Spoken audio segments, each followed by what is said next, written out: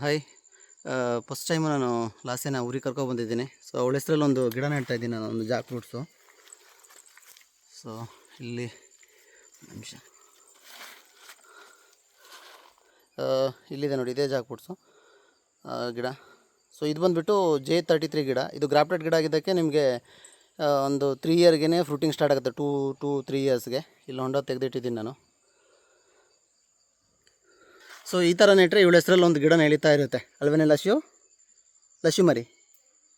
So ಒಂದು memory ಇರುತ್ತೆ. So ನಮ್ಮಲ್ಲೆಲ್ಲ ಏನು ಅಂದರೆ, ಪ್ರತಿ ಮಕ್ಕಳೇನಾದ್ರು ಹುಟ್ಟಿದಾಗ ಅವ್ರ ಹೆಸರಲ್ಲಿ ಒಂದು ಗಿಡ ನೆಟ್ಟಿರ್ತಾರೆ. ಅವ್ರ ಹೆಸರಲ್ಲಿ ಆ ಗಿಡನ ಫಾರ್ ಎಕ್ಸಾಂಪಲ್ ಯಾವುದೋ ಒಂದು ಗಿಡ ಇದ್ದರೆ, ಸೊ ಅದನ್ನು ನೆಕ್ಸ್ಟು ಅವ್ರ ಹೆಸರಲ್ಲೇ ಕರೀತಾರೆ ಅದನ್ನು, ಅವ್ರ ಗಿಡದ. ಇದು ಲಾಸ್ಯನ ಮರ ಆಗಿರುತ್ತೆ ಅದು ಅಲ್ವೇನೆ ಲಶ್ಯು. ಸ್ಮೈಲ್ ಕೊಡು, ಈ ಕಳ್ಳಿ. ಸರಿನಾ, ನಾನು ನೆಡ್ತೀನಿ ಪಾಪ, ಸರಿನಾ. ಇನ್ನೊಂದು ಗಿಡ ತೊಗೊಬಂದಿದ್ದೀನಿ ನಾನು, ಅದು ವಾಟರ್ ಆ್ಯಪಲು. ಇರುವೆ ಕಚ್ಚಿಸ್ಕೊಂಡು ತೀಡ್ತಾ ಓಡೋದಾ, ಅದು ಕಾಣ್ತಾ ಇಲ್ವ ಅನಿಸುತ್ತೆ. ಇಲ್ಲಿದೆ ನೋಡಿ, ಅದು ಇನ್ನೊಂದು ನೆಡಬೇಕು. ಸೊ ಎಷ್ಟು ವರ್ಷಕ್ಕೆ ಬರುತ್ತೆ ಅಂತ ನೋಡೋಣ. ಇದು